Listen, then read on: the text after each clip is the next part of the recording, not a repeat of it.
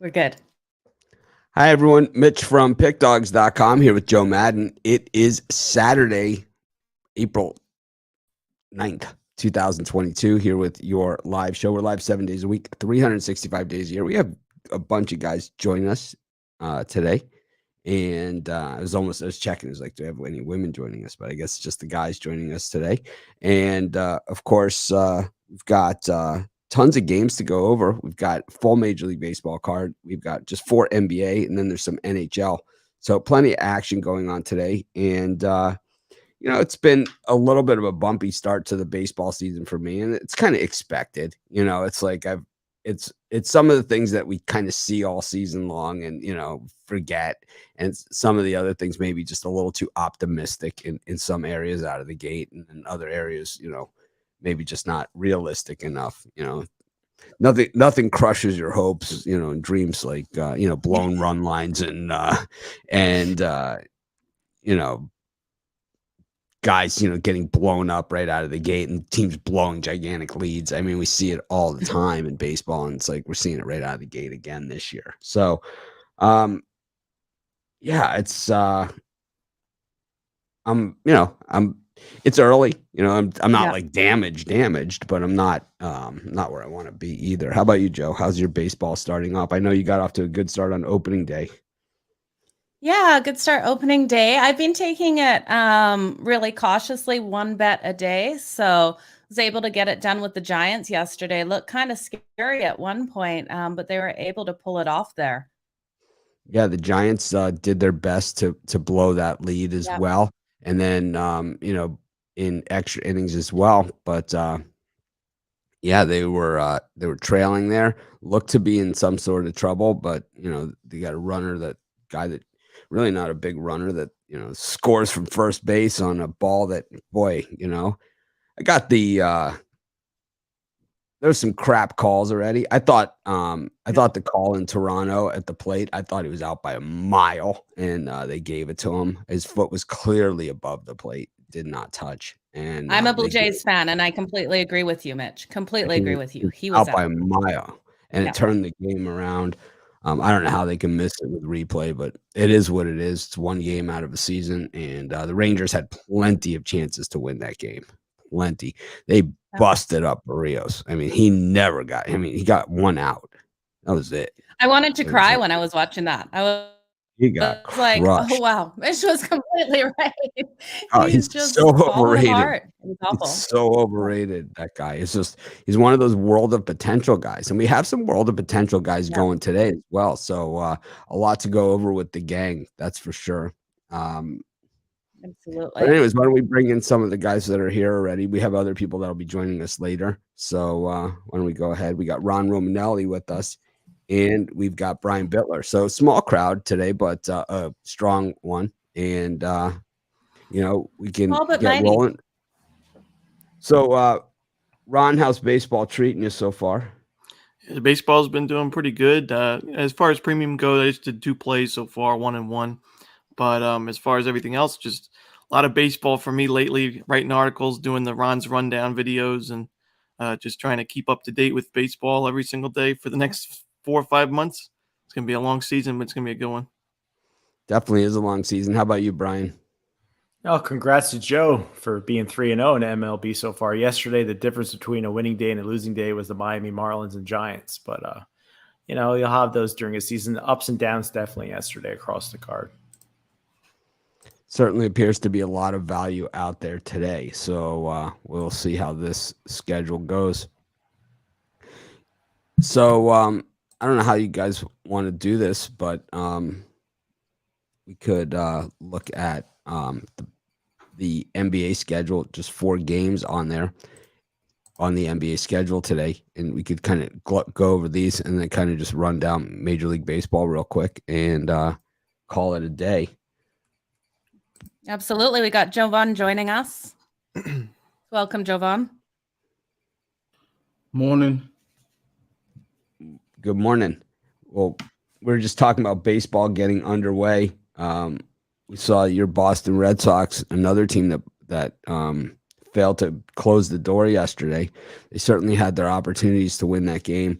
and did not get it done. It was another non-run line win by the Yankees and another loss by Boston at Yankee Stadium. These are kind of trends that, the betting tools were kind of all over on both of those ends of it, saying that the Yankees haven't covered the run line over an extended period of time. I don't remember the exact number there. And also Boston losing at Yankee Stadium. So they kind of nailed that it was going to be a one-run Yankee win there. But Ron Romanelli, one of the things that I always talk about is the elephant in the room, as they say, the $20,000 per pitch that Garrett Cole gets. Did they get their money's worth yesterday? I mean, so if you're a fan, right, and you're paying that salary, because we are paying it, right? We are paying that salary. How do you feel like, working at a job, or like, working at school to get a job or something, and this guy's getting $20,000 and Devers, who was the hottest hitter in all of spring training, and you challenge him like an idiot. Yeah. I think really an idiot pitch, right? Just really. Yeah. It wasn't like, oh, I missed or something like that. It was exactly the pitch that he wanted to throw, and he got cracked. No doubter. It's not like Devers, was cold all spring or something, and he was the hottest hitter this spring. He was my home run prop yesterday. I'm 2 for 2 on my home run props on our shows. Hit with Soto in game 1 for the Nats, and hit with Devers yesterday. Nice work, Mitch. Quick work. He made quick work of it. Quick work. Yes. Yep. So we'll have to find our home run prop for today. But the NBA, just 4 games today, and then tomorrow every team is in action as we close out the season. We could either look at these games right out of the gate, or we can call out the bums, from this NBA season that, let us down. And Sacramento Kings are playing, so maybe we'll get to that. Anyways, it's like if the Kings were playing, the Lakers would be perfect. Oh, man. That'd be quite the game. Just terrible. Straight ass. We got the Sixers and the Pacers to start things off. I'm going to give the Pacers an out this year. I'm going to give them a pass. Generally, the Pacers have been a team that's been really good to us over the years. The middle market playoff team, right? So these guys have been straight money every single season. This year, it's like, and this has happened the last 2 years to them, where it's like they really only have one guy, who's kind of the guy, and he's been out.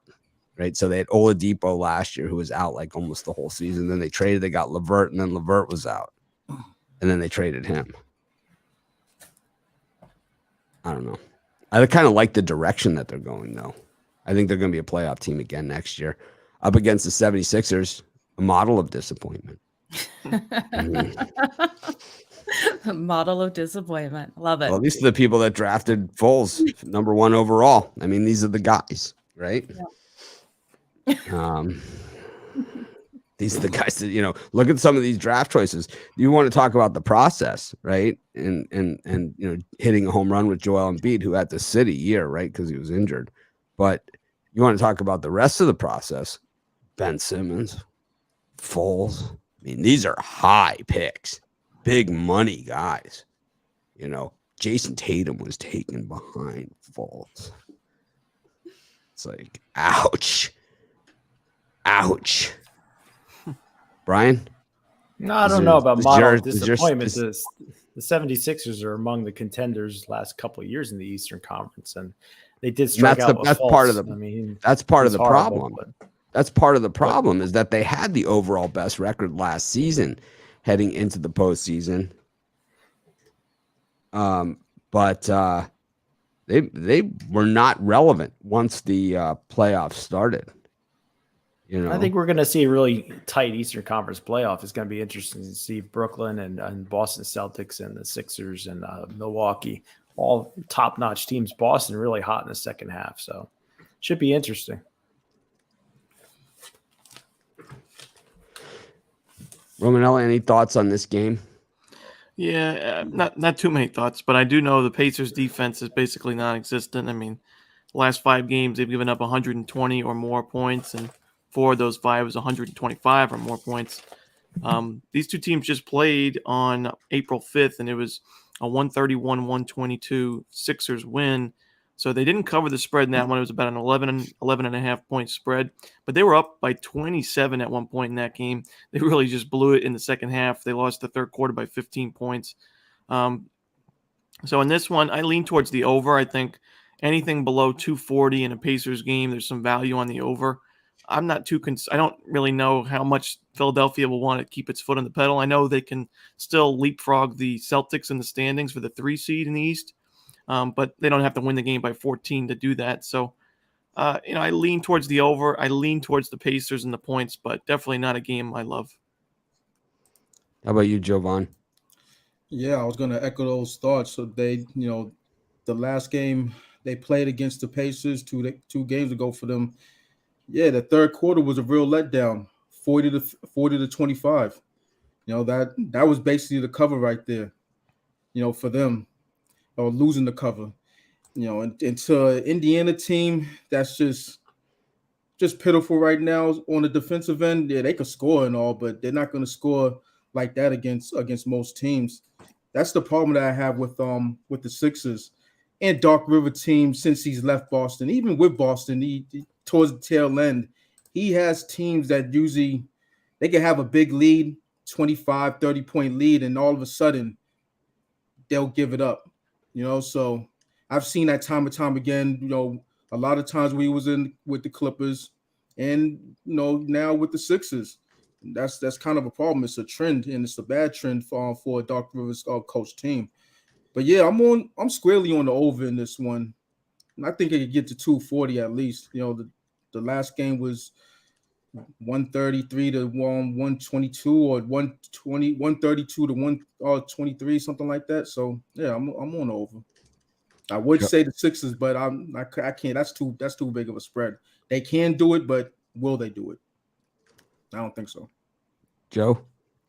Yeah, for myself, I completely agree with you guys on that over. I think it clearly flies over. And I'm looking at the first half of the 76ers. I think that spread is a lot easier to swallow at 8.5. And I think they get up nice and fast in this first half. And I'd be worried about the second half there for the Pacers to cover, but not in the first. I think 76ers have it. I'm on the Pacers in this one.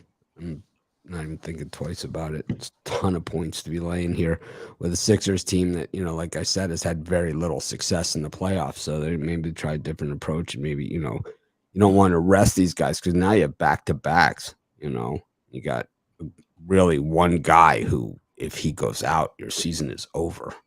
And I'm going to guess he's going to probably play, keep him active, but I don't think he's going to play all that much.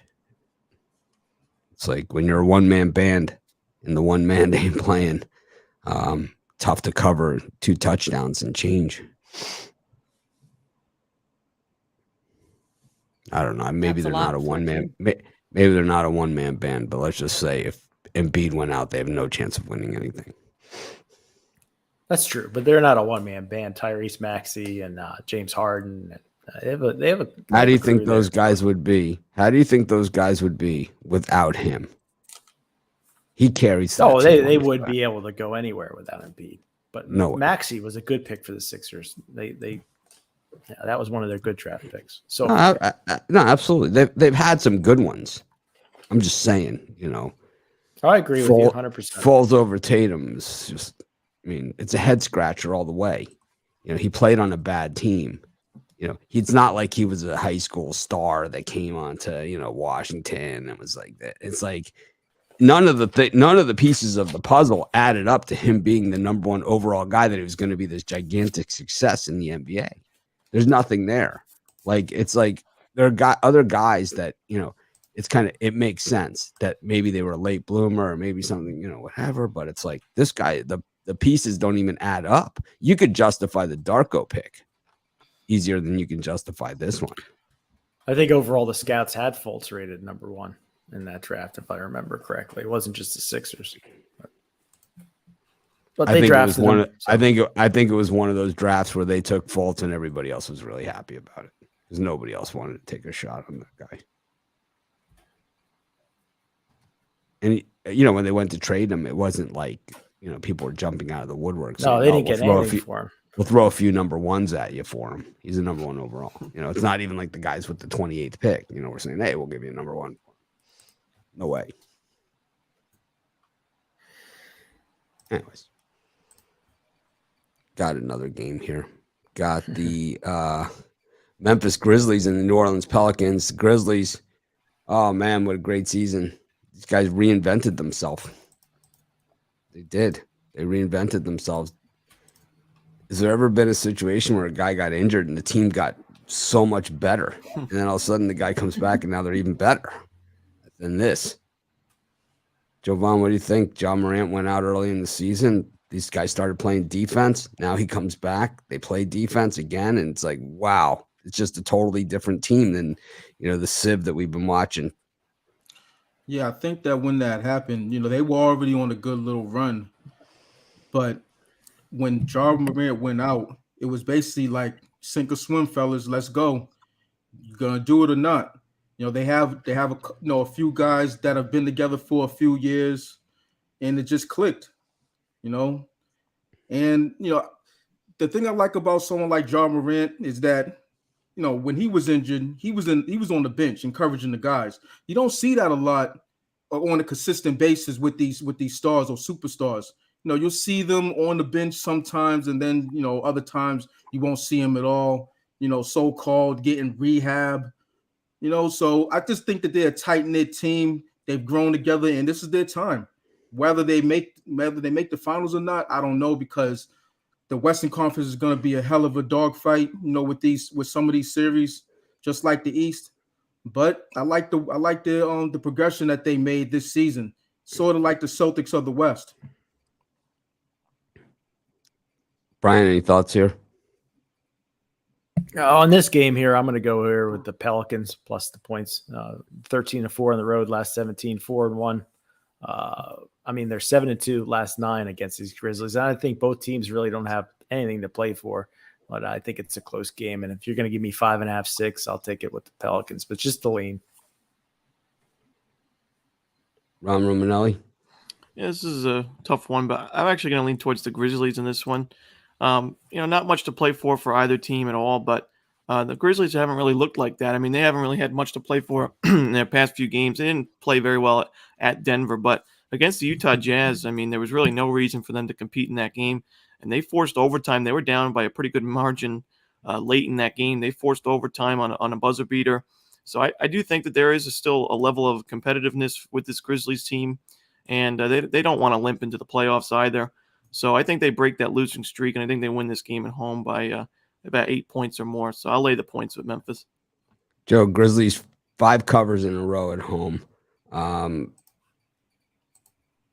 They've been playing phenomenal. 9 first half wins in a row, 9 first quarter wins in a row at home, 9 straight outright wins at home, only laying 6 here against the Pelicans. Yeah, and it seems like we should jump on Memphis for sure. But correct me if I'm wrong. If the Pelicans win here, don't they get home court advantage? Yeah, in the playing game. Correct. Yeah. So I think that means a lot to them. And I think the Pelicans come in nice and hard in this one. So I could see them pulling off an upset in this one. I really could. You could want things all you want, but it doesn't mean if you try as hard as you can, you're going to get them. And I don't think the Pelicans are in the same league as the Grizzlies. They're not even close. They're going to get blown out of the building by double digits here. It's going to be over before it starts. Oh yeah, it's going to be a crushing. First half, first quarter, game, everything. Grizzlies. This is one of those ones. It's like the betting tools have spoken. It's like this is these are the ones. Them out of the water in this one. What's that, Joe? Sorry, I didn't hear. You're kind of faded out there. I think she's I frozen. think she might have froze a little bit. I think she said the Grizzlies all day. No, she said she agrees with me and says the I think Pelicans she have a said- chance I to win think out she right said now. I lay am the kind of extended frozen line on there. here. Pretty sure she said lay the extended line. No, she said Pelicans. No, I said, okay. I said, I'm looking at Memphis Sounded here. like you I said know a they want to dozen. win this Sounded game. I didn't. But I'm looking at how hard do they actually want to come out and play in this? Like, I know they're professional. I don't think athletes. I guys know at they this want to win. level. I think the Yeah. Grizzlies have a system. And I think now they have Okay. a system. Before they were guys that play in basketball, kind of like the Kings. You know, now they have a system. And the guys have bought into this system, right? Here you have a coach that's a home run. I mean, this is one of the greatest coaching jobs in history. You got a team that couldn't get past 500 a year ago. Every time they're at 500, they got a game over, they drop. Every time they're below, they get to their 500 team all the way. This year, it's like they're at 500, their star player goes out, and all of a sudden they're 10 over. It's like they have a system, and the system works, and it's kind of like a, you know, I'm not going to compare this guy to Phil Jackson or something, or, you know, but let's just say, you know, there's been other cases in the NBA where coaches develop a system that works, no matter who's it. You know, how did the San Antonio Spurs? Brown. Yeah, how did the San Antonio Spurs make the playoffs this year, and the Lakers are sitting on the bench? How does that even happen? You know, because you have a coach that has a system with. I mean, you can't name 8 Spurs guys. You know, unless you're just a diehard NBA, like Al McMorty can. But I mean, you know, they've even their guys that they have that are good have missed a lot of games this season. I don't know. I think the Pelicans are. I don't know. I think they're Zion Williamson short from being a good team. They're just too inconsistent for me. Any thoughts on the total, you guys? I'd be leaning under the 229.5, drop from 231. I think we have a lower scoring one in this. Might look at the first half under actually more. Just try to find that.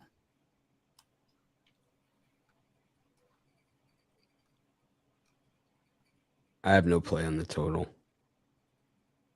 I don't do a ton totals. Yeah. The total in the first half is got a first half spread of 3.5. I'd take the Grizz in the first half over 3.5. I like that. I just can't get on the full game. I just can't get there. I hear exactly what you're saying. I can't get there. I'll get there for you. Don't worry about it. You get there for me. I'll bet enough for That's both all of right. us. Don't worry Joe, about you it. stay Yeah, with get us. there. Stay with me here with the Pelicans. I'll get you places. Don't go to the darts. Brian I won't even can't get there. the guy that won't even marry you for the green card. There you Damn go. it, Brian. We can ride the Pelicans together, but That's can't get right. me a green card. Why can't I find the second half or the first half total? I don't know. I'd be looking at the under in the first half. We got the first. This half. is my video pick. I also took the under. 113.5. Yeah, I like the under in the first. I also took the under in this one. This is my my video pick. I actually forgot about it. Forgot that it was my video pick, but something resonated that with what Joe said, and I was like, oh, I took the under. But yeah, I mean, these two teams can score a lot of points, but I think that, and I think my thought was, you know, with the Pelicans wanting that home court, you know, that they'll bring some sort of defense to the table, and you know, with Memphis, it go either way with them, you know. So yeah, I think that this is just a little bit the way the total breaks down. You said it went under maybe a couple points to 229. Yeah, I think it still stays under the total, but I like the bet at 231. Yeah, I'm Okay. going to stick with the Grizzlies here. And this team has not let down. There's nothing on the resume here that says, you know what, we're just not going to try too hard today. There's just nothing here on the resume that says that. There's nothing at all. They've lost their last 2 games. Both of those were on the road. One was at Utah. One was at Denver. Okay, 2 playoff teams. real playoff teams, not play-in teams, real playoff teams. I don't see them laying down here. The one at Utah, it was a push. I lost that game actually. The thing I'm looking at says 6, but I only got 5.5. I lost that game. But at home they've been straight money, straight money. They even beat the Pacers. Covered.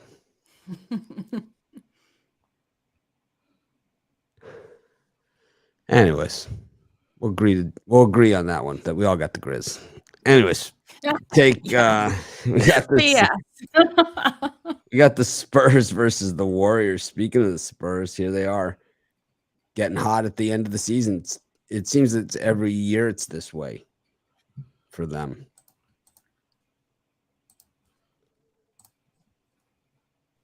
Joe, what do you think of this, Gem? Yeah, at the end of the day, this is probably one of my least favorite on the card. I think Golden State probably comes out and gets the cover here. It's down to 5.5 right now. It was 6 earlier before we started the show. I just think they're really fighting for that third seed spot. Right now, it's sitting the Suns, Grizz, Warriors, and then Mavericks. And I think they want to stay in that third seed, and they're going to do everything it takes to get it today against the San Antonio Spurs. The Spurs, though, have won 2 of the last 3 matchups. It's going to be a hard game. I think I'd look at the under. I'm looking at this total. It looks a little high for me. I think we're going to see more defense in this game. Both these teams are trending nicely to that under as well. And in the last 6 meetings, we've seen 4 of those go under and 1 of them pushing and 1 hitting that over. So I'm going to lean on the under as my favorite free bet for this one. Romanelli? Yeah, this one, I'm going to take the under. You look at Golden State, one of the reasons why they went in from a play-in team last year to top 3 seed in the Western Conference is because of the defense that they play. Only 105.6 points allowed per game. That's number 1 in the Western Conference. That's actually number 2 in the Western Conference, excuse me. But Spurs, we know, well-coached team, and Greg Popovich, he's always going to play fundamental defense as well. And I think this game's going to be a first at 110 wins. I see the totals dropping a little bit too, so I'd get that under in quickly if you're going to take it. I also think that they've been healthier this year than they have been in the last couple of years too. And I think getting Klay Thompson back probably didn't hurt either. Yeah, I mean, he hasn't been his best, but it doesn't hurt to have him in the lineup. But they've also dealt with a lot of injuries this year with Wiseman and such. But Curry's had a fantastic. But he's not year. really on the team. And I know.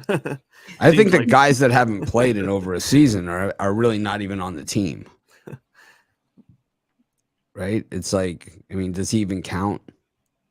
He's on the payroll. Do they go to team dinners?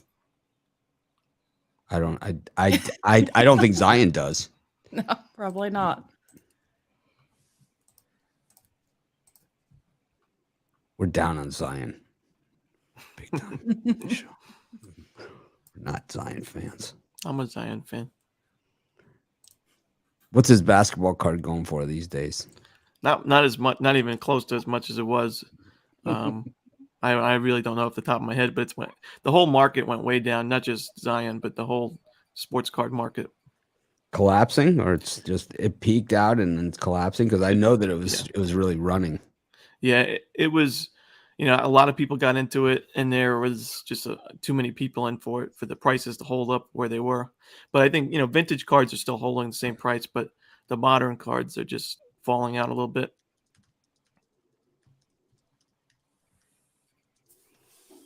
All right. Anyone collect cards here? Brian, you collect cards, don't you?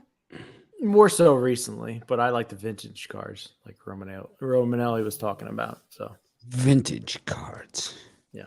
70s, 60s, 50s. Yeah. Oh yeah. I got some. I don't have 2 Luke Gehrig's and 2 Babe Ruth cards sitting around, but Mantles, but I'm all right. But do you have one? That would be pretty awesome. But do you have one of these? This is pretty much the vintage. Fonz, yeah. The Fonz. Hit that thumbs up, like Fonzie says. I like the Fonz. The only little dolls like that I have are the 2 Beverly Hills guys in a box somewhere. Beverly Hills guys. Yeah, remember that 90210 show? Luke Perry? Yeah, Luke Perry and Matt Damon. No, Nice. not Matt Damon. Who was the other guy? It was Brandon and Luke from the Perry. show. Who was the other guy? The other don't guy know who the was other guy was. the other guy ended up like getting into a bad car accident, right? He started Yeah. he became a race car driver and he got into a really bad accident. I don't I can't remember. remember what his name was. But I have those around somewhere.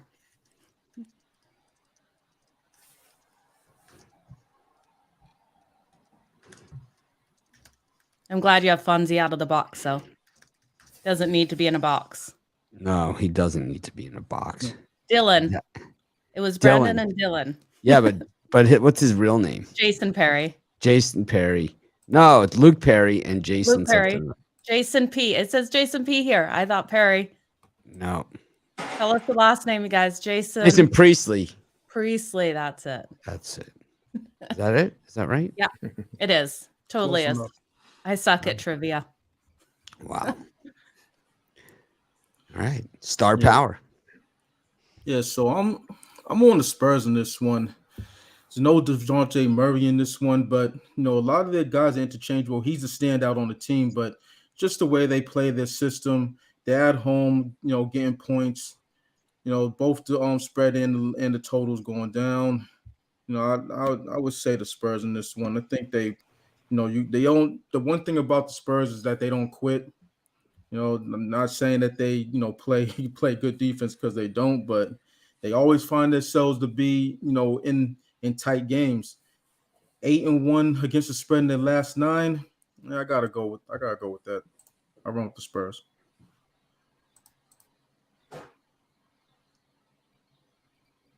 Against the spread. Sorry. I'm with you on the Spurs. This one. I just I like well-coached teams at kind of at the end when teams are, don't have a ton to play for and all that other stuff. I just believe in the system, kind of like the Grizzlies. Anyways, I'm just glad we're all in agreement on the Grizzlies. That's the nice part about it. Consensus. Yes. Yeah. Five Grizzlies tickets. In your fantasy, Brian world, and I we're on in the outside. consensus. 5 Grizzlies tickets. Speaking of Grizzlies tickets, we got the Kings are playing. Oh man, do I hate these guys. Has there ever been a worse organization than the Kings? I mean, these guys are it's like they make the Baltimore Orioles of the last 20 years look like, at least the Orioles have some excuses. The Kings have no excuses. They haven't been good since Chris Webber left. I mean, really. And they're up against a Clippers team that has every excuse in the world to have a lousy season this year. And here they are at 500. They've had every excuse in the world.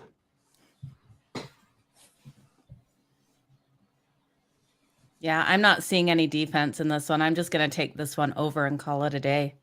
So I think this total's low for these two teams with the lack of defense they're playing.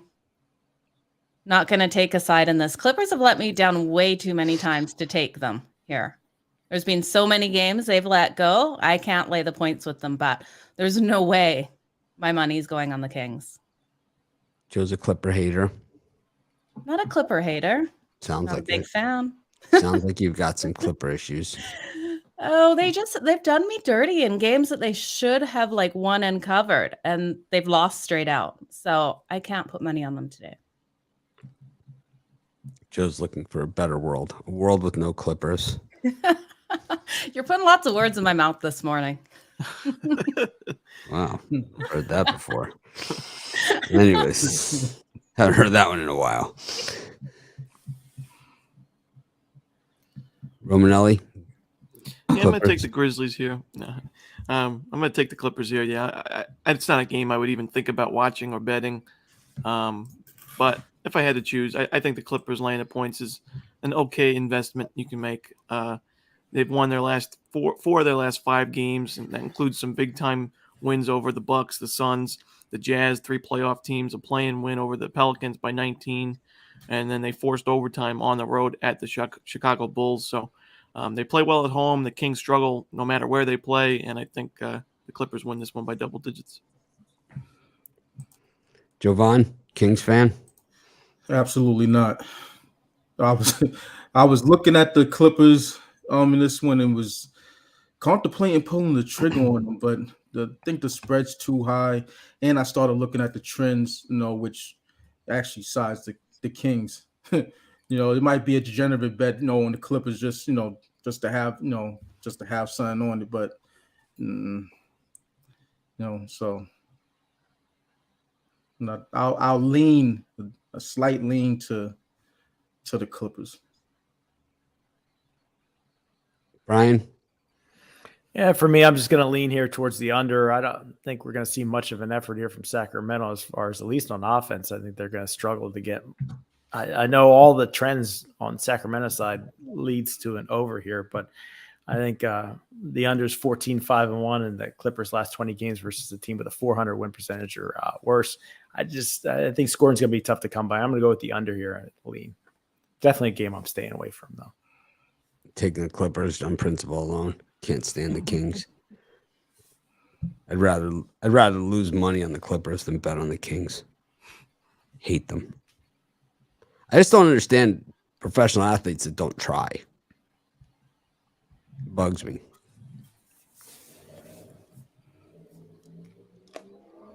All right.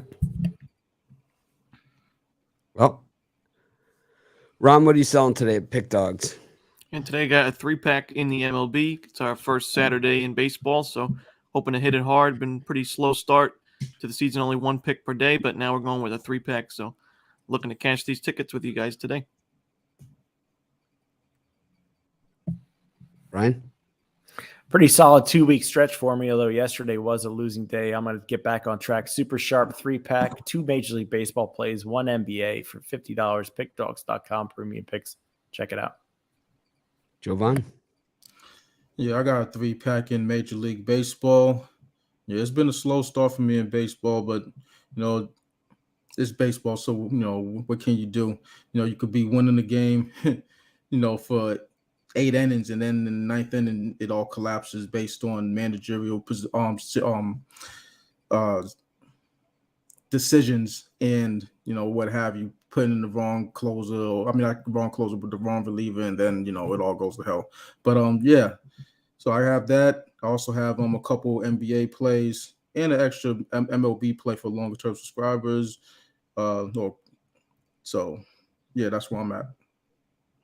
Yeah, I think, for baseball, what you just said, it's kind of like I don't put in the first 5 inning play enough. I think that's really the part of my problem. It's like, I think if I bet just first 5 innings, I hit, 75%. And it's like, it's these late inning things. Like I had, I look at all the games that I bet personally yesterday, and it's like first 5 innings, I think I was 100%. Everything else, though, the wheels come off the cart. I think we need Mitch's first 5 innings guy. Maybe we need to do a first 5. I love those first 5. There's a lot of value there. I do what's called the quick pick on TikTok, where I just do the first half or first quarter or something like that.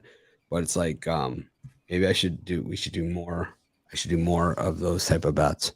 I don't know. I don't personally bet a lot of those. So but now the way today's baseball is probably the way to go. I'm finding in a lot of sports I'm loving, the first half, the first period, everything like that. I'm finding lots of value there. What do you have today, Joe? Pickdawgz? I have 3 in the NHL, 1 in NBA, and 1 in MLB. So I've got it up as a 5-pack right now. I'll be adjusting those out as separately after this. Well, I put out a coupon today, and if you get our newsletter, you got it. If you don't get our newsletter, then you didn't get it. But it is April Win, APRIL, all small, WIN, all one word. 15% off everything today and tomorrow at Pickdawgz. We never run coupons, so just running it as a test, see what the hell happens. So if you guys are interested in getting discount, we're not like a discount every day type site. We don't run discounts at all. And people are probably shocked that we actually did that. But I just figured, what the hell? Why not? Threw it out there, beginning of baseball season, kind of NBA playoffs heading in, give it a shot this weekend, see what happens. I don't generally believe in it, but I did it today because, I don't know, maybe I was half asleep when I wrote the newsletter. That's awesome. I hope everyone takes advantage of that. What do you So got it's for sale today, Mitch? That's April Win, APRILWIN. If you want to put that on the screen, Joe, 15% off using that code. That'd be great. Anyways, I have just a MLB 3-pack. That's it. I might add some plays. But it's Win the problem. or wins? S at the end or no? No S. Just April Win, all small. 15% off. The thing is that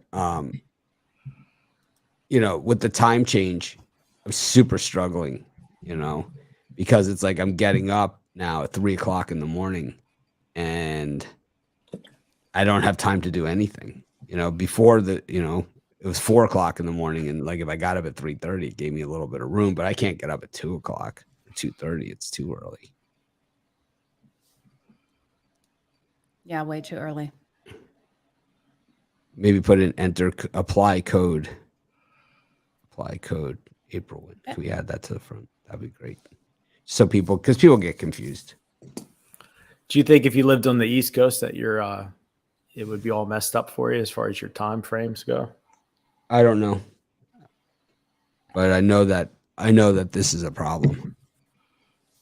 I think that the Pacific time zone is perfect for sports. The East is not good. Pacific is the best. The East, it's the opposite problem. The games go all night. They end at 2 in the morning. Yeah. That's the problem there. Yeah, I guess the East you could sleep in a little bit later, but you're going to have to press your work into a shorter day. Right. But the Pacific, you have to wake up a little earlier, but not too early. And the games are done before. Yeah. 4:00 start time for most of the games. Yep. And then the Pacific game started at 7, so you're done by 10. Yeah. Pacific. Yeah, I can't watch many Pacific games where they're ending at 1:30, 2 in the morning in baseball. It's just like crazy. All right. Someone says they want I to have outrun that code versus. down in the scrolling for everyone there. Awesome. So it's there, you guys.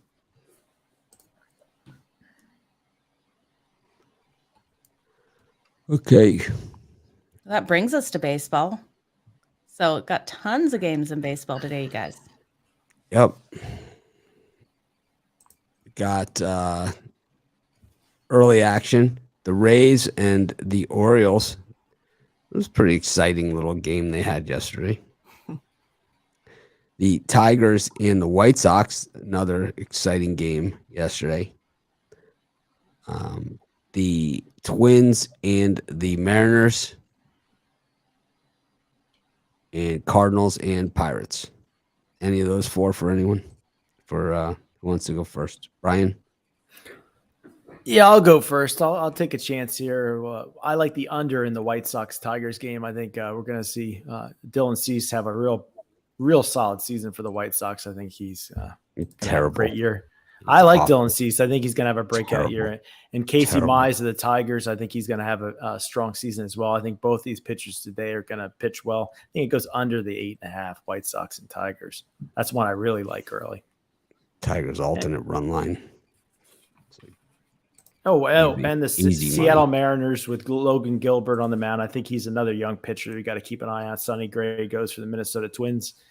He's looked solid in the preseason, Sonny Gray. But I think in this one, I think the Mariners lineup gets it done late. So I'll take Seattle on the money line.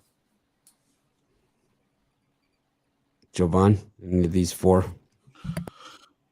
Yeah, I rode Casey Myers to the ground from May on last year, and he won me some money, so I can't go against him. The plus money has went down. It was, in the 130s. Now it's like about $1.15, but you're still getting slight plus money on that. Because he wasn't confirmed as the starter. So that's confirmed. Okay. So that's why it dropped. When he was confirmed, it dropped. But that's right. It's still plus money on Casey Mize in this game, which is a gift. Exactly. That's what I think. But yeah, so I like the Tigers in that one. And I actually like the Mariners. I just, I find myself fading Sonny Gray the last few years more times than not when I'm looking at his games. You know, just it was a disaster basically when he was with the Yankees. So, and then I like Logan Gilbert stuff. So I'm on the Mariners in that one. Romanelli? Yeah, I think these early games are the tougher ones for me. These are the type of games I'm going to be watching more than betting, just to try to get a read on some of these pitchers. I mean, I think you got a lot of guys like Logan Gilbert, Casey Mize, even Dylan Cease that could really, it's to me, the ceiling and the floor are really just up for grabs. I don't know what we're going to see from these pitchers this year. Gilbert was not great last year, but we know he's got good stuff. So can he do it this year? Is the second year the one for him? Dylan Cease, we know he's got good stuff, but again, he just hasn't been able to put it to fruition. But he has beaten the Tigers pretty badly in his career. That's like the one team he dominates. So for me, I'm going to tread lightly in this afternoon game. I definitely want to watch him, but I'll lean towards the Cardinals on the run line. They blew up the Pirates in the first game, 9-0. Mitch Keller just hasn't been a viable option as a starting pitcher in the league so far in his career. He just hasn't gotten it done. And until he shows me something different, I just got to fade him here. So I think the run line's not too bad of a price. So I'll lay the run line with the Cardinals. Joe? I'm looking at the Orioles-Rays game, and I'm going to take Tampa in that first 5. In the first half, we can get them at -138. Definitely better juice on that run line at -0.5 there. I think they come out nice and strong, but I do think this one stays under in that first 5, too. We got a total of 4.5 runs in that first 5, and the under is at -110. And I think it's not similar to yesterday's. I think we could go over at the end of the game, but I think the first 5 stays tight. It's too good to be true. I love that. If that's the odds, I'm seeing. Yeah, that's the odds up at FanDuel. I'm showing Rays -0.5, -140. So yeah, I'm in the same range as you. Yeah, I love it. Love that play. I'm going with Casey Mize here. I'm laying the alternate run line against my White Sox. I'm not a Dylan Cease fan. I think this guy is the most overrated guy out there. I think that he has the potential and he has the stuff to be a number 1 pitcher, but I think the issue is that he doesn't have enough pitches in his arsenal to get it done. So he's a once or twice. After his second time through the lineup, he's batting practice.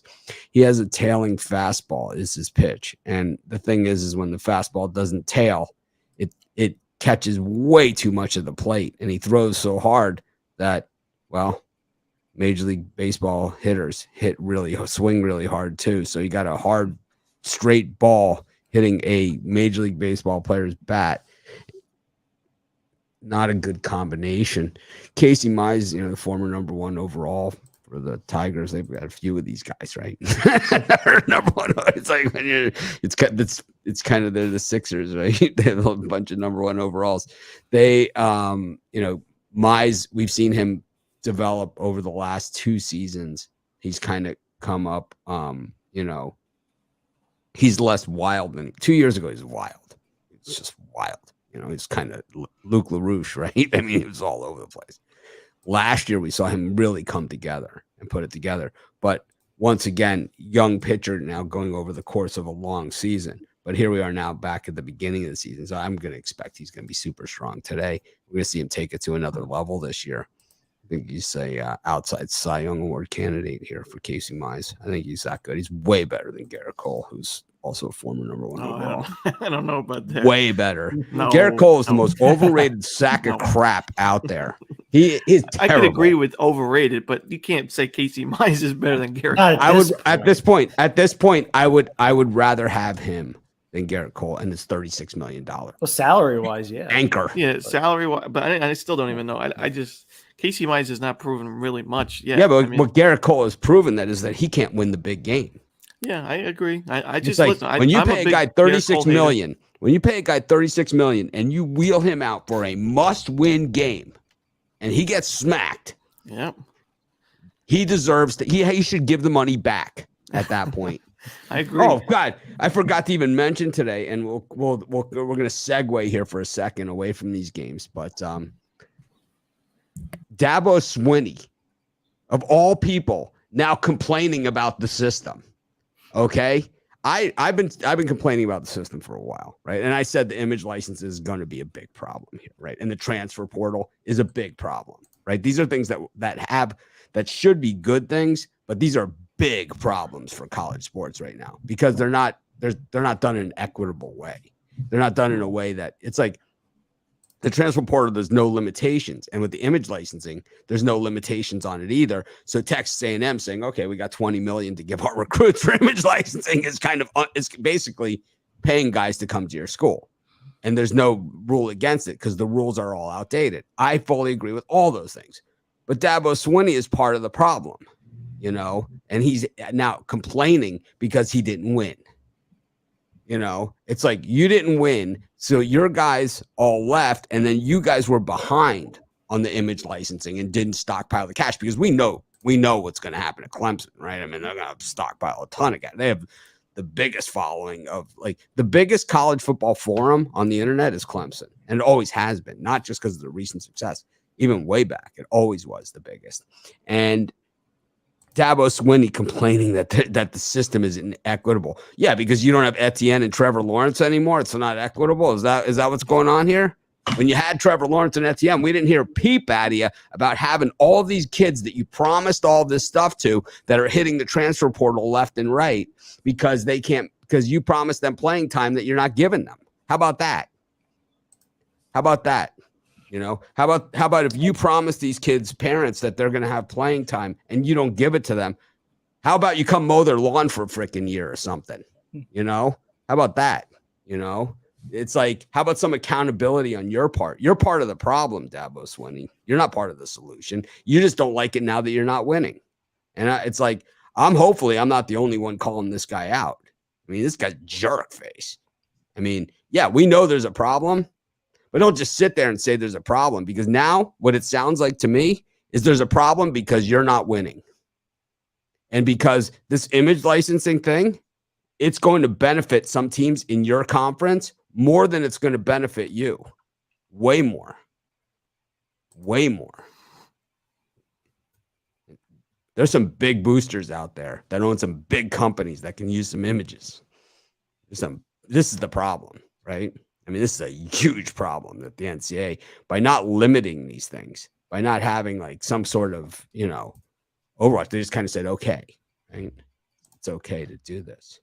They didn't say okay, it's, it's a max of, $5,000 a month per player or something, right? Which is a ridiculous amount for a college student anyway to have. I don't know. What do you think? If he had Trevor Lawrence, do you think he'd be complaining? Trevor Lawrence, say Trevor Lawrence has got a $2-3 million licensing deal with him at Clemson. You think he's complaining? No. How about some of those receivers he's had? Mike Williams or something. Think he would have been complaining? Etienne. Think he'd be complaining? Bit. How about those defensive linemen that he had that year that beat at Bama? It's like they all went number one, right? They're all first round picks, every single one of them. I don't know. Maybe it's me. Maybe I'm just that much out of tune, out of touch. Maybe my TikTok tunes came up by default, which they did. They did.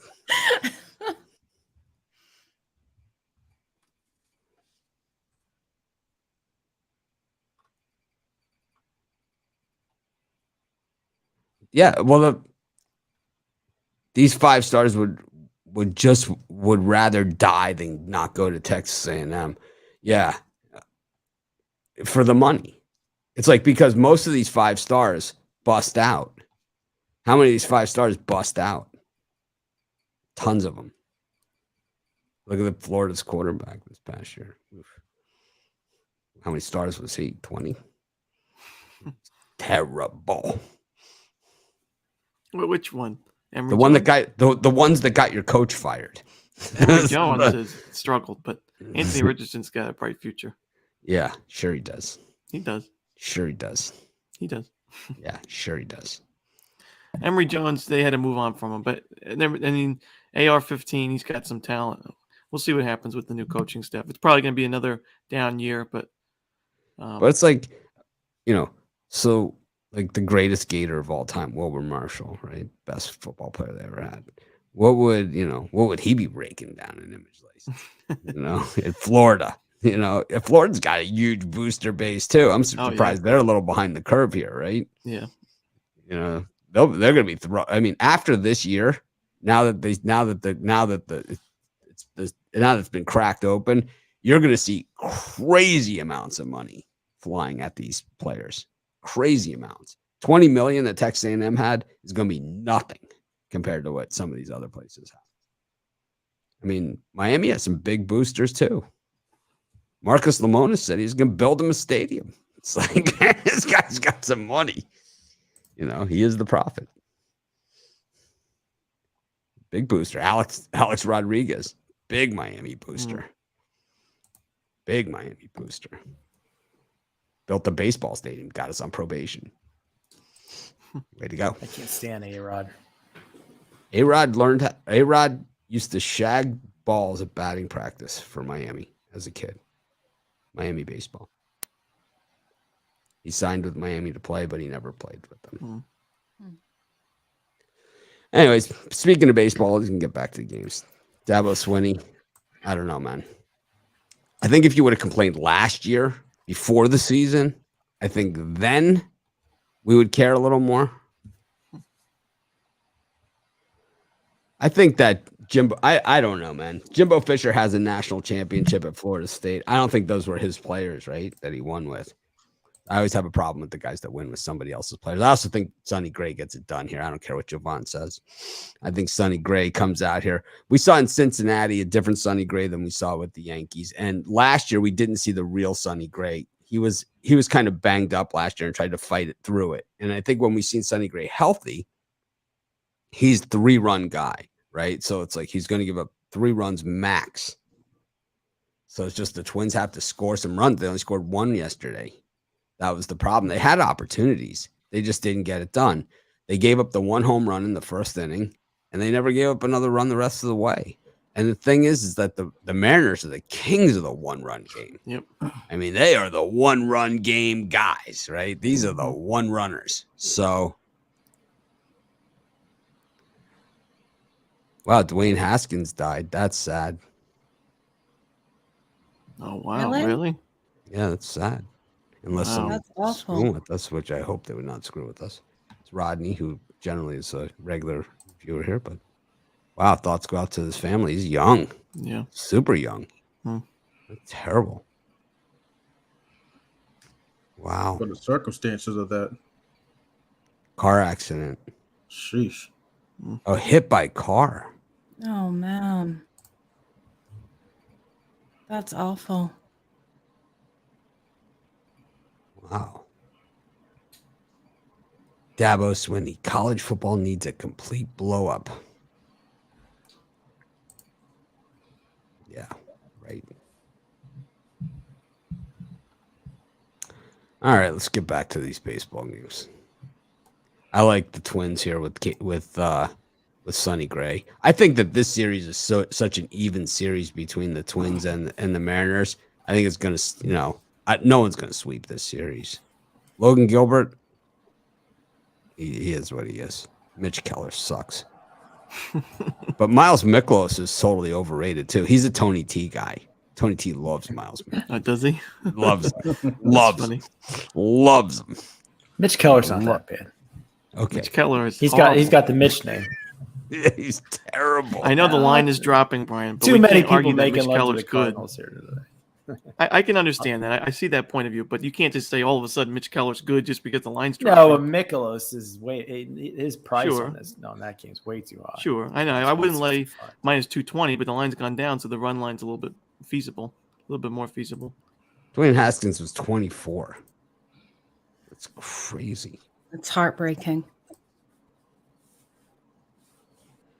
Got the Brewers and the Cubs. rained out yesterday. Good thing I caught Brian on that premium show on that pick. Yeah, I filled it in with the Oakland A's, and that just didn't. They all with the 1.5 runs. And then we got the Toronto Blue Jays, who they got the call of the day yesterday on the replay. He was clearly out by a mile. And Dane Dunning, who was a fast starter last year for Texas, up against Kevin Gausman. And last time we saw him in the American League, well, not so pretty. Got Kyle Gibson for the Phillies, and the last time we saw him face the A's for the Texas Rangers, not so pretty. And Cole Irvin, last time we saw him in Philadelphia as a member of the Phillies bullpen. No bueno. So we got some really I like the over in that one. And Carlos Rodon, who how did the White Sox let this guy get away, goes to San Francisco. I mean, he threw a no-hitter last year. He averages giving him about 2 or 3 hits a game. Up against Pablo, my man, Pablo Lopez for the Marlins. I know Brian's a big Pablo guy. Brian, what do you think of these 4? I am a big Pablo guy, and I'm a big Marlins guy in general. They tempt me a lot during the season. I think in this Brewers Cubs, I'm going to stick to what I would have done yesterday. I'm going to take the under. I also like the Brewers. It's a high juice line, but I think they're going to get it done today against the Cubs and steal. And then I'll take the over, probably pretty public play, Rangers, Blue Jays. I just see another shootout here with these 2 pitchers on the mound. I think the Rangers have a shot, but I like the over better in that one. Yeah, I agree with you here on both these plays, Brian, but I'm going to look at the Texas and Toronto game over in that first 5. I like it over in the first 5. We get it at over 5.5. We saw yesterday them just blow out the total, and I think a little concerned with the full game, but I like the first 5 over, and then I'm going to go with the Brewers as well and the under in that one. I think we have a lower scoring one. Should be a good game for sure. What do you like, Ron? Yeah, in this time stretch, I like the under in the Marlins Giants. 2 good pitchers going at it. Yesterday's game did end up over the total. I think it was 6-5 final, but for most of that game, it was a pitcher's duel. Few runs late by the Marlins to tie it, and then extra innings is what got it over. I think this one goes under. Rodon was a great pickup for the Giants. They lost Gausman in the offseason, but they picked up Rodon, a no-hitter last year, great ERA. So I think he pitches well. And Pablo Lopez, he's been quietly a really solid option for the Marlins in their rotation.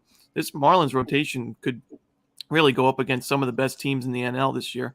So I think both pitchers have some success early. I think the Giants find a few runs late and win this one, but I like the under overall. Yeah, I'm on the under in that game also, the Miami Marlins and San Francisco Giants game. I like what Pablo Lopez brings to the table, and Carlos Rodon, he's gotten better over the years. I'll give him that. Last year, he put together a real solid year. And, I see a pitcher's duel. I just hope that the bullpen doesn't mess it up for either team or both. That's what you have to worry about in a game like that, just like yesterday's game. And I was looking at the Texas-Toronto game. I like Dane Dunning. The 2-1 odds. It's one of those value plays. Maybe shouldn't touch it this early in the season. Get first start of the season, but if Toronto, both of these teams gave up a lot of runs yesterday. So I would take a fly on Texas just on the strength of the value there. What are you liking here, Mitch? I'm going to parlay up the A's and the Rangers. I think it's a pretty solid play here with these 2.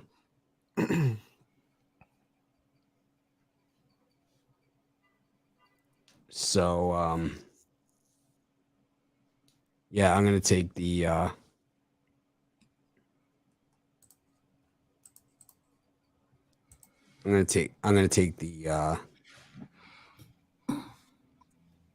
I like the A's here. I just think that Kyle Gibson, right before he was traded to to Philly from the Rangers. He was starting to go in the wrong direction.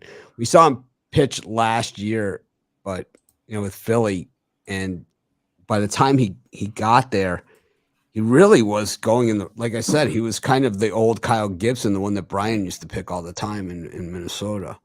I don't know. I don't trust him at all. I just think there's so much value here in Cole Irvin. And it's like, you have a team that's known for, being like, the type of team that walks out into the beautiful field and yard, and, someone left a rake out there and they step on it, kind of flips up and hits them in the face. I mean, this is the Phillies, right? That is who they are.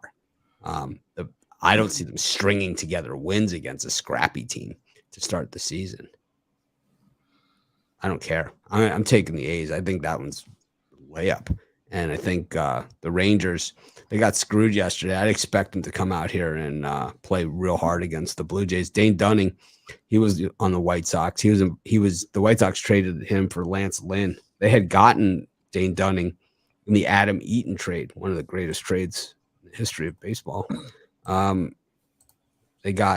White Sox got Dane Dunning, Lucas Giolito, bunch of guys in that trade, all for Adam Eaton, who ended up back with the White Sox anyway, as free agent. Dunning's got all the right stuff. He's former first-round pick. And we saw him last year, early in the season. We kind of saw him we saw what he was made of. And,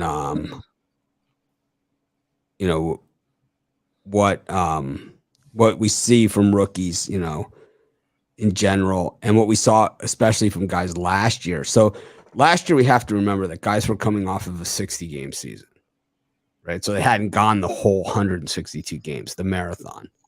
And then rookies generally haven't gone through the gauntlet either, right? So this is what makes those guys, those the guys that, I'm not betting against Justin Verlander in September. It's like, because he knows how to do it, right?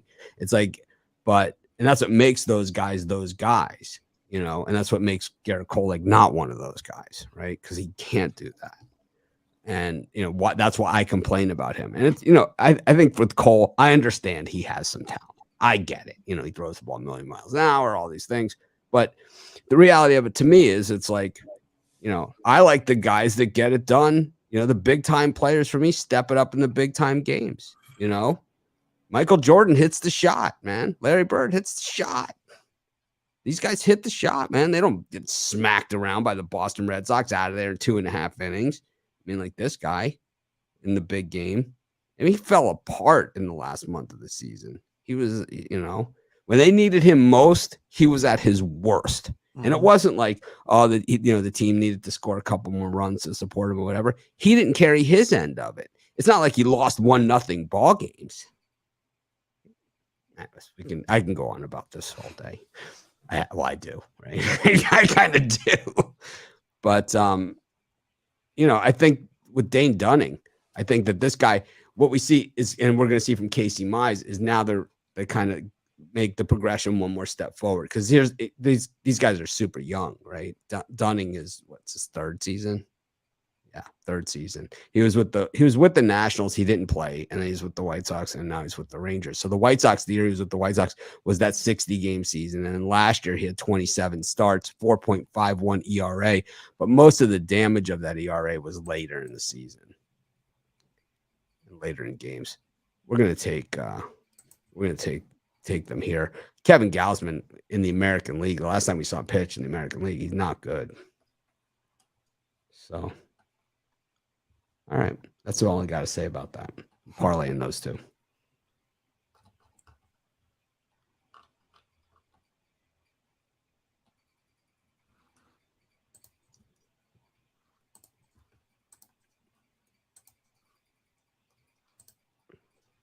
All right. Brings us on to the next four.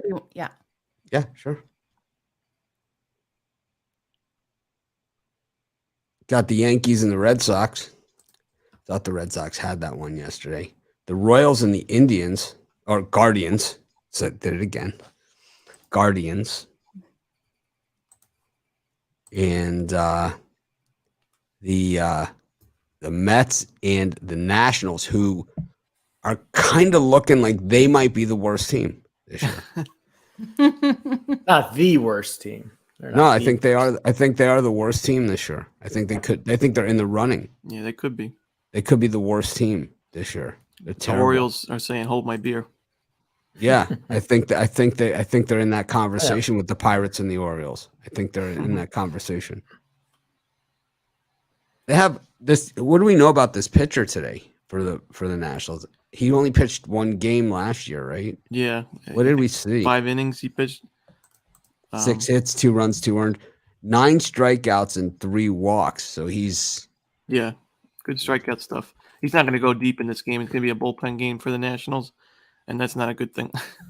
It's from the Bullpen's not Dominican very good. Republic. Those guys are generally pretty good. Juan. How do you pronounce this name? Juan? I think it's Juan? I think it's Juan. Juan Adon. Seems too easy to take the Struggled in Mets spring here. training.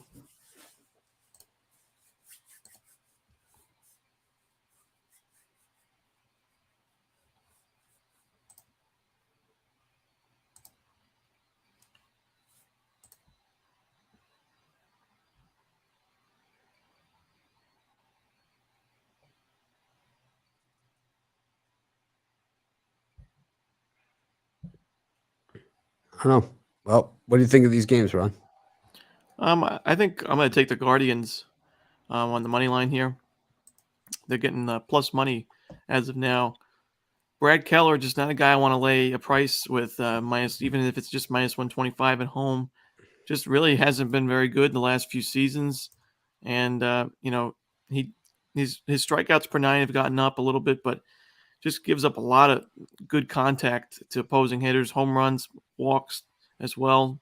Zach Plesac hasn't, he started his career pretty strong, but he's kind of struggled in the last season. 4.67 ERA, not great at all. But I think he just has more upside. So, this is a tough game, but I would have to take the plus money if I was forced to take one. I also like the Mets on the run line in this game. Like Mitch said, the Nationals could be one of the worst teams this year, if not the worst. The lineup is really, really top heavy. Juan Soto, one of the best players in the league. The bottom of the lineup, really, really weak. The bullpen, not good either. Juan Adon, and I'm not sure how long he's going to pitch in this game. He's got good strikeout stuff, but he gave 3 homers in 9 innings in spring. So I think the Mets can get to him in the bullpen today. Chris Bassett, I thought was a good pickup for the Mets. Just a solid 3 guy. Could be a 2 guy if somebody gets hurt. DeGrom, if he stays injured for a while. I think he pitches a quality start here, and I think the Mets get a nice, comfortable win. This is looking like a pretty good Mets team. I know they're playing a bad team to start the season, but the lineups look really strong.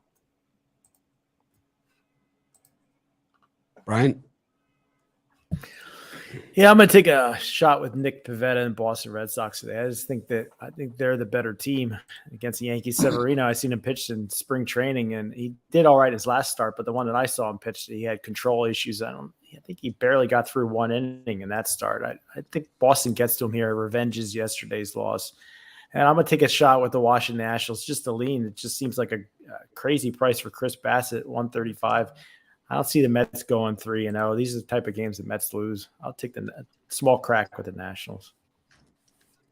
Jovan? Yeah, I like my Red Sox to jump on Luis Severino early. They've had a history of success with them. Xander Bogaerts, he came up lame late in yesterday, so I don't know if he's in the starting in the starting lineup. But it's just something to look out for. But he's just one guy. They have talent up and down that batting order. So yeah, I'm on the Sox in that one to avenge their multiple lead losing effort, from that bullpen. Also like the Guardians. I almost made that slip. I'm just a guy that goes against Brad Keller. He's one of those guys that I fade. So that's that on that. And the Reds on the run line. I think this is a 1-run game. I'm not, Cal Wright 180. No, absolutely not. So if Atlanta's going to win this game, I think they only win by 1 run. So plus 1.5 with the Reds. Joe? Yeah, for myself, I'm looking at that Cleveland and KC game, and I know we did see this Thursday being a lower scoring one. And I'll look at the first half with these two pitchers to go over the total. We've got 4.5 in that first half, and we're getting that minus 106. I think we do see the runs in this one, especially in that first 5 innings there. So that's where I'm going with this one. Not a Severino guy, but struggle with the Red Sox here in this one. Just have had no success at Yankee Stadium. And we've seen in this series between these teams long streaks, traditionally super long streaks. And it's like, I don't know if I'm ready to crack the streak with Nick Pivetta. I'll tell you what, I'm fading the Nationals till the wheels come off. I don't know. It's like, these guys stink. These guys, if you can get just one run off McGill, I know he had a good spring training, but it's McGill. It's like you get one run off him, and it's Soto, home run. It's because they finally threw him one pitch because the Mets felt comfortable. Stupid idea. But no chance. These guys, it's like, the Nationals, for as good as management as they have up top, is bad. It's like, why is Buck Showalter a major league manager? I mean, he lost how many games in Baltimore? I mean, did he set the record for like most losses by a manager over a 5-year period or something? I mean, he might be the losingest manager that continues to get gigs, of anyone. This is like saying, this is like, a team that won 2 years ago. So who won the Super Bowl 2 years ago? The Bucks. This is like the Tampa Bay Buccaneers because Arians retires. Let's make Romeo Crennel our head coach, or Charlie Weiss or something, Let's take one of these guys, make him our head coach. It's like, you got to be kidding me. Buck Showalter. He was, when he was an announcer, Buck Showalter, his first year, he was like, because he had competed against these other managers. He wouldn't even go down to like the interview to interview these guys, like Dusty Baker. Jerk face. Stinks. He's terrible on the Yankees too. Manager. Horrid. He was like a good minor league manager like 25 years ago. You think he's just a patsy like that they put in, just to kind of like, all right, we know it's going to be a rebuild because we made some questionable decisions here. Do you think when they held on to Strasburg there that was probably not the right thing to do? Because, I mean, you couldn't hold on to Rendon. You can't pay that guy that kind of money. You're not the Angels. I don't know. It's I just think, I don't know. You held on to Strasburg. He doesn't play that much. But he did, as he's the anti-Cole, right? In the biggest stage, he threw his biggest games. I love that. I love those guys. Those are guys, right? Those are the guys why we love sports. On the biggest stage, this is when they have their very best games. Phil Simms, right? Hate him. But can never take that away from him. 24-26. Is that what he went? The Super Bowl? 24-26 in the Super Bowl. It's like passing. You can't take that away from him, Yeah. Threw it, and I think one was a drop, and the other one, I think he threw it away. Yikes. 24-26. Yep. Now we got to listen to his ass. TV. Got the Braves and the Reds. Did we do this one already?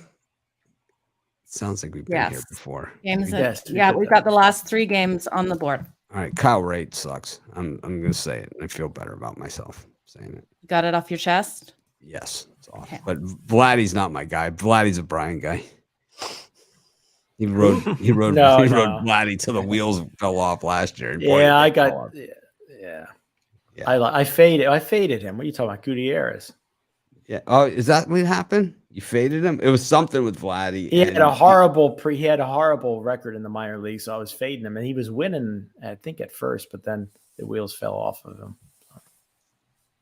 If I remember correctly. It happens.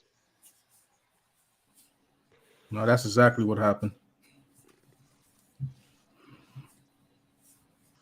Colorado Rockies against the Dodgers got out to an early lead yesterday. Couldn't hold on.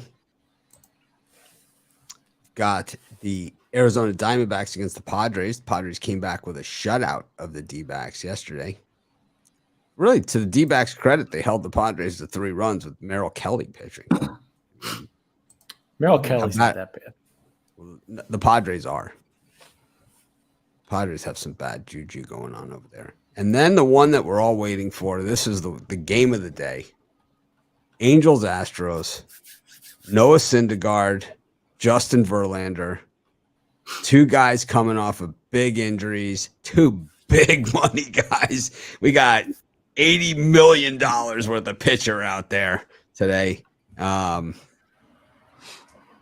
Angels, I mean, if Syndergaard recovers, the Angels have hit a home run. They're desperate for pitching. I mean, they had Dylan Bundy on their team last year. And, you know, the Astros, you get Justin Verlander back at the top of that rotation. Oof. It's going to be very, very, very good. Notice how Carlos Correa burned us with Minnesota yesterday, hitting into that double play. Bum. It's kind of like Brian's home run prop on opening night. Anthony Rendon, he missed the pole by like a quarter of an inch. And the next story of my life. The next pitch, he hits into a double play. Mike Trout's on first. He hits into a double play. The next pitch. It's like they even had to replay it. It was so close to the pole, they had to replay it. Oh, I forgot to mention this. The ump's making the announcement now. How about this? We saw it yesterday in the Toronto, Texas game. This is the first year that the umpires are making the announcement like NFL referees. I like it. And we saw it. You guys like it? I like it. Why not? These guys are they're really good at it. You know, it's a really good explanation, and it makes it almost palatable, you know, even though the call goes against it. It's a bad call to begin with, but it makes it at least he's owning it, you know, at least they're owning it. I hate the overturn of the call. I miss the old arguing with the umpire when the manager got. Oh, they have the argument. They still argue. Oh, they should turn the mic on so you could hear them argue, and that would be good. Earl Weaver, the best arguer. Lou Piniella. I don't know. Lou Pinella's pretty good. But he turned into a bit of a drama queen there. You know, it's like he knew he was on camera. It's kind of like Joe Madden, you know, takes out the blow dryer before the mound visit. You know? Fans go crazy when the not you, Joe Madden. What? No, Joe Madden for the. It's like you have someone in the clubhouse that gives him like a little haircut and primps his makeup and walk out to change pitches. He's just like, so I mean, they had to limit they limited mound visits because of him. Yeah. Because of him. Yeah. I had no clue. I'd never heard that. Wilson Contreras and Joe Madden are 100% responsible for the mound visit limitation. I mean, they took it to an obnoxious level. Wilson Contreras is, I mean, it was ridiculous. You know, it was every pitch. It was like, just stop. You know? Anyways, I love Justin Verlander and Noah Syndergaard. I like both these guys. I hope it's a freaking no-hitter going into the 8th inning both ways. I really do. You take him out. You let him go. Can you imagine if Justin Verlander has a no-hitter going late or Syndergaard, like the manager trying to get either of those guys out of the game? It's like kick the crap out of those guys. It was like I saw once they tried to take Jake Peavy out. Like he had given up like 7 runs in Chicago. And it was only like the 3rd inning, and they walked out to the mound to like try and take him out of the game, and he wouldn't leave. It was like, God. and the manager walked right back in. It was on the first mountain visit, and the manager did this. He signaled and he did this, and Peavy was like, "I'm not going anywhere." It's like I'm staying right here. And he actually battled. They actually battled their way back into the game. He pitched really well. But I would love to see Verlander and Syndergaard really go at it tonight. These are the good pitchers. I mean, here's a pitcher that's worth the money, Justin Verlander. No, Syndergaard. He's always been an up and comer, right? Thor doesn't have the Viking hammer. He doesn't have the hair anymore. Neither do a lot of us. Yep. Joe, what do you think of these three? Got to roll with the Astros and the under in the first 5 in this. I think the Astros come out and get it done. I just love how they've been playing so far this season. I think this team is really going to go deep here. And in that first 5 with these pitchers, I think really do see it going under this total. I think we got a lower scoring, a low run game here. And I'm really excited for it. Hope the Astros pull it out. I think the under is the best way to go with this. Ron Romanelli. Yeah, I actually like the Colorado Rockies in the first 5 innings. I'm going to lay a half a run with them. It's plus 140 to lay a half a run in the first 5 with Colorado. I really like German Marquez on the mound today. He pitches well at Coors Field, and he misses a lot of bats, and that's important when you're pitching at Coors Field. Gets a lot of strikeouts.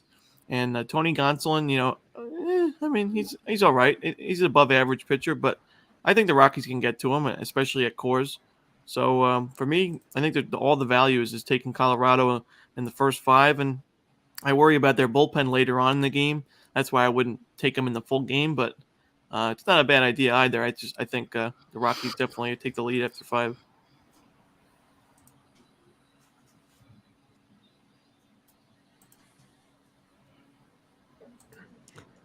Brian? For me in that time area, I think I'm going to go with the over in the Padres Diamondbacks. First 2 went under, but in this game we got Zach Davies and Joe Musgrove. I think Musgrove got hit around a little bit in spring training, and I think we see some runs put on the board. These 2 pitchers leave a lot to be desired. So I'm going to go over 9.5 Padres Diamondbacks, and then the Angels Astros. I would expect an under, and that's usually when I go over. But it's just odd to see that this totals at 8.5, 9 just seems a little bit too high.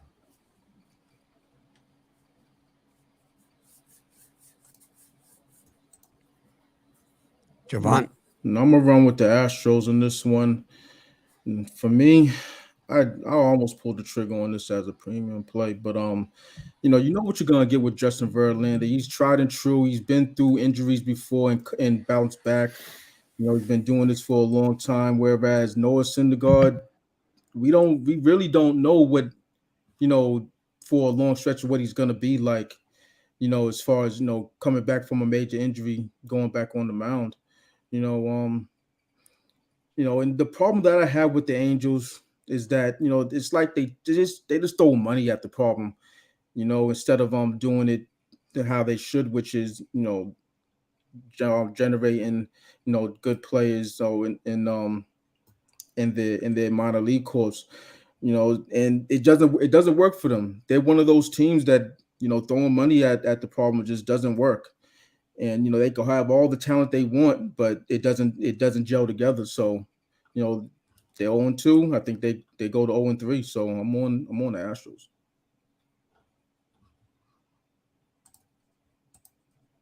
What about you, Mitch? What do you like in here?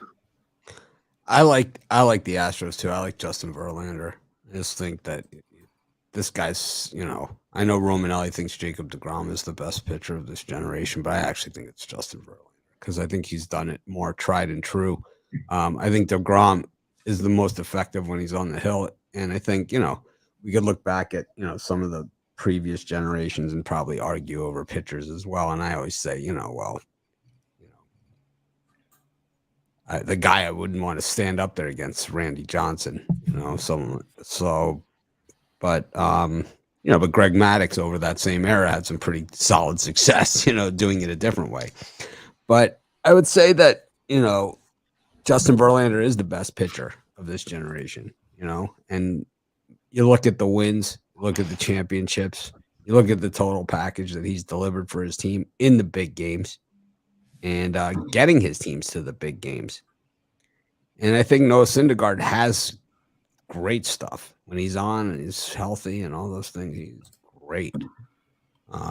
If I had a team, I'd love to have him on it, but he's not Justin Verlander, and like Jovan said, we've seen this guy come back from the injury. We've seen him whatever. And it's like, oh, he's only going to go. I've seen games where they said he's only going 65 pitches and he's pitching in the bottom of the eighth. I've seen it happen, he's done it time and time again.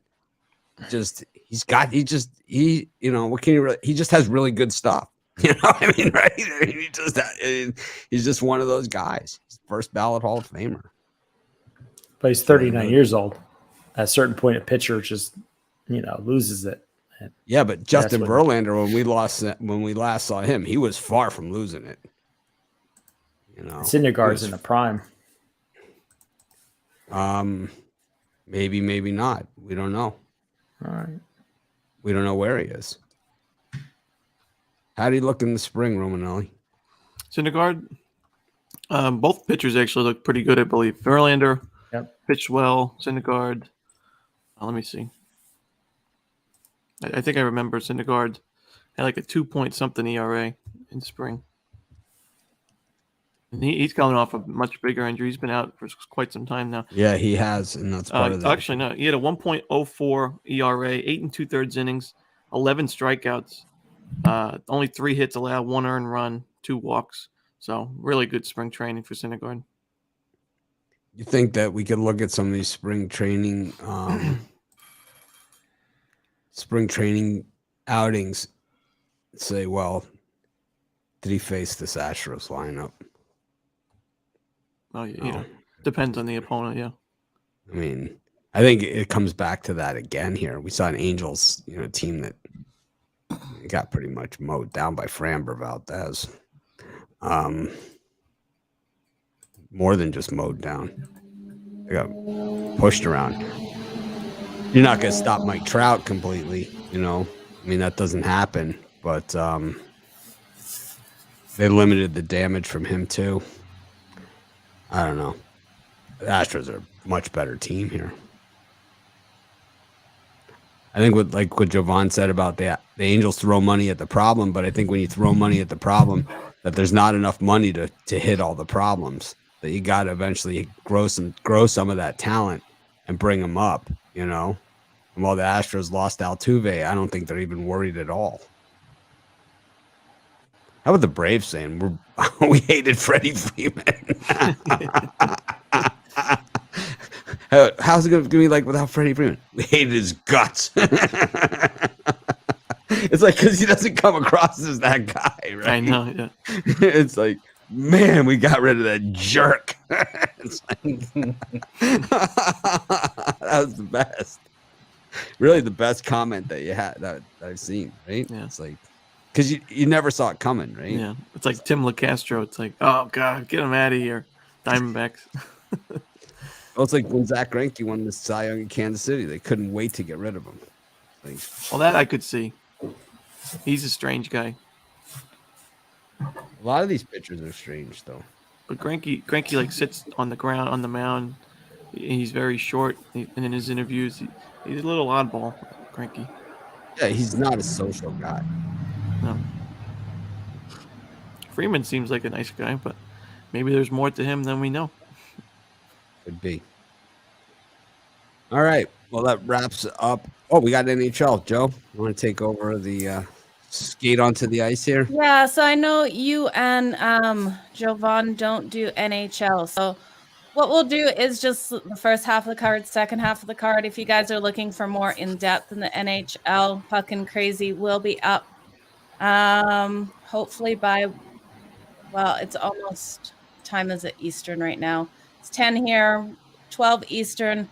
Should be up by 1 when we're done our premium and VIP shows. So make sure you join there for more in-depth. But to start off, we'll do the first 12 games on the board today, you guys. We've got the New Jersey Devils taking on the Dallas Stars. The Washington Capitals taking on the Pittsburgh Penguins. The Florida Panthers versus the Nashville Predators. The Montreal Canadiens versus the Toronto Maple Leafs. The Columbus Blue Jackets versus the Detroit Red Wings, and the Ottawa Senators versus the New York Rangers. Brian, anything you like in those first 6? Boy, really tough time of the year as far as betting the NHL. But if I had to pick some of these to take a lean on, I like the New Jersey Devils plus on the puck line plus the 1.5. Dallas does need the game more. They're at home where they play their best hockey. But the Devils have been playing improved hockey. I think they can keep this within a goal. And then my second play would be on the Nashville Predators at home plus money. Not a game I'm falling in love with, but I like the Nashville on their home ice. I think Florida usually heavily bet. I think they are again today. So I'm going to take Nashville and the Devils plus the 1.5. Nice. I love the Preds there. Ron, what about you? Yeah, this late in the season, I'm looking at a lot of dogs in the NHL as we get to the playoffs. I like the Ottawa Senators. I think they're worth a shot. You know, you don't have to win those games 50% of the time. You don't really have to win them 40% of the time. I think the Senators can get this job done at least 40% of the time. Ottawa has been playing a lot better, I think, since their COVID issues they had in the middle of the season. The Rangers, they're really, to me, I think the Rangers are in trouble when it comes to the postseason. I think Igor Shesterkin's had a fantastic year. I think he could honestly be the Vezina Trophy. I mean, the Hart Trophy winner. He's definitely going to get the Vezina. But I'm not in love with this Rangers team 5-on-5. I just don't think. I think with their special teams and goaltending, it's great. The rest of the team, not crazy about. So I like the Senators on the money line. I also like the Predators on the money line. I think you're getting a good price there. At home, it's tough. It's always tough to beat Nashville at Nashville. And the Panthers already clinched a playoff berth. I think they may have already clinched they haven't clinched the division yet, but looks like they're going to get there. So I like the Predators.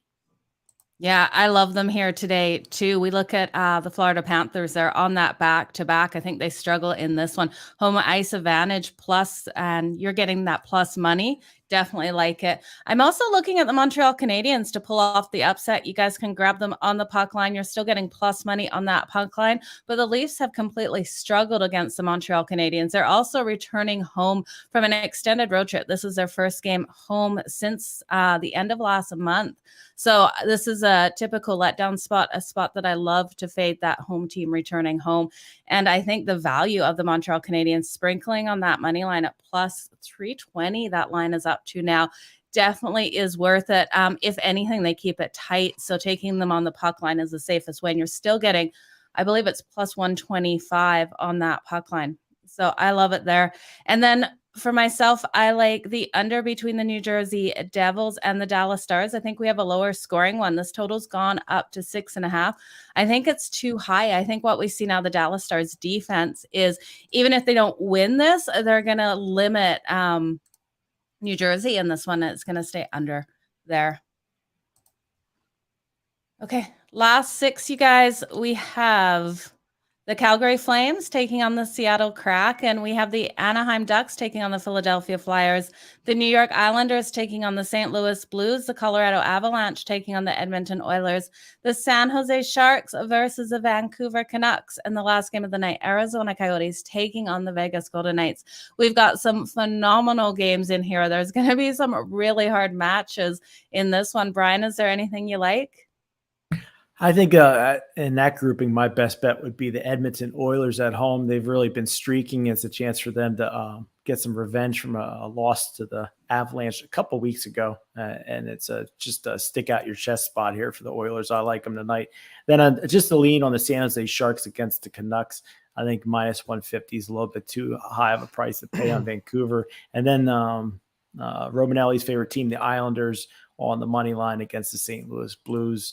Again, I just think too many people in love with St. Louis. I think they're gonna do nice when the playoffs start. But I think in this game, the Islanders get a cosmetic win here.